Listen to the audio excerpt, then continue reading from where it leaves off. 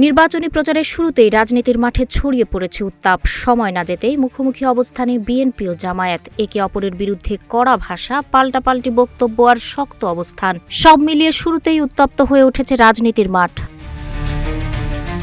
ত্রয়োদশ জাতীয় সংসদ নির্বাচনের ভোট যাত্রা শুরু হয়েছে ২২ জানুয়ারি থেকে। ক্ষমতাচ্যুত আওয়ামী লীগের অনুপস্থিতিতে এবারের নির্বাচনে প্রধান প্রতিদ্বন্দ্বী শক্তি হিসেবে সামনে এসেছে বিএনপি ও জামায়াত ইসলামের নেতৃত্বাধীন ১০ দলীয় নির্বাচনী ঐক্য। কিন্তু প্রচারের প্রথম দিন থেকেই প্রধান দুই প্রতিদ্বন্দ্বী দল বিএনপি ও জামায়াত ইসলামী পরস্পর আক্রমণাত্মক বক্তব্য শুরু করেছে কিছু সুনির্দিষ্ট বিষয়ে।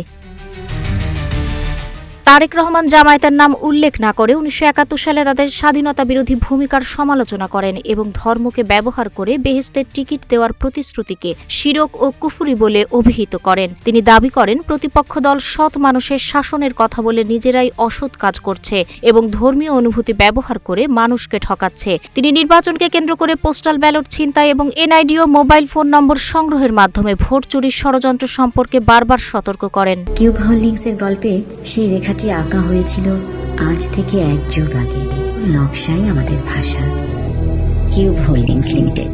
২৩ জানুয়ারি এই বাগযুদ্ধ নতুন মাত্রা পায়। খুলনায় নির্বাচনী সমাবেশে জামায়াতের সেক্রেটারি জেনারেল মিয়া গোলাম পরোয়ার নির্বাচনকে আখ্যা দেন দিন কায়েমের নিয়মতান্ত্রিক জিহাদ হিসেবে। তিনি বলেন, আগে যুদ্ধ হতো তরবারি, তীর, ধনুক ও কামান দিয়ে, এখন যুদ্ধ হচ্ছে ব্যালট দিয়ে। তারেক রহমানের বক্তব্যের কড়া সমালোচনা করে গোলাম পরোয়ার বলেন, উনি তো এখন বড় মুফতি হয়ে গেছেন, বিলেত থেকে এসে ফতোয়া দিচ্ছেন কে মুসলমান আর কে কাফের। এর সঙ্গে দুই পক্ষ থেকেই একটি বিষয় বিশেষ গুরুত্ব সহকারে সামনে আনা হচ্ছে, সেটি হল বিদেশি আধিপত্য। বিএনপির দিক থেকে জামায়াতকে লক্ষ্য করে পিন্ডি অর্থাৎ পাকিস্তান, আর জামায়াতের দিক থেকে বিএনপির বিরুদ্ধে দিল্লির আধিপত্যবাদ চাপানোর চেষ্টা হচ্ছে। জামায়াতের আমির শফিকুর রহমান বিএনপির ফ্যামিলি কার্ড প্রতিশ্রুতিকে খয়রাতি অনুদান বলে কটাক্ষ করেন এবং এটি চাঁদাবাজি ও লুটপাটের উৎস হতে পারে বলে জনসভায় ইঙ্গিত দেন। জামায়াতের আমির নির্বাচনকে সরাসরি গণভোট বা রেফারেন্ডাম হিসেবে আখ্যায়িত করে ইনসাফ প্রতিষ্ঠা ও চাঁদাবাজি নির্মূলের ওপর জোর দেন। নারীর সম্মানের ক্ষেত্রে তারেক রহমান অর্থনৈতিক স্বাবলম্বী করার কথা বলেন, আর শফিকুর রহমান তাদের নিরাপত্তা ও ইজ্জত রক্ষার ওপর সর্বোচ্চ গুরুত্ব আরোপ করেন। তারেক রহমান পররাষ্ট্রনীতিতে দিল্লি, পিন্ডি বা অন্য কোনো দেশের নির্ভরতার সমালোচনা করলেও শফিকুর রহমান আধিপত্যবাদের বিরুদ্ধে নিজেদের অবস্থান প্রকাশ করেন।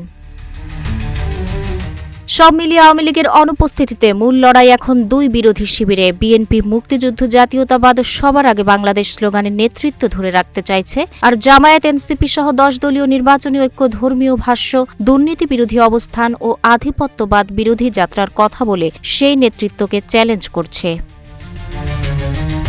তাহের আক্তার, রূপালী বাংলাদেশ।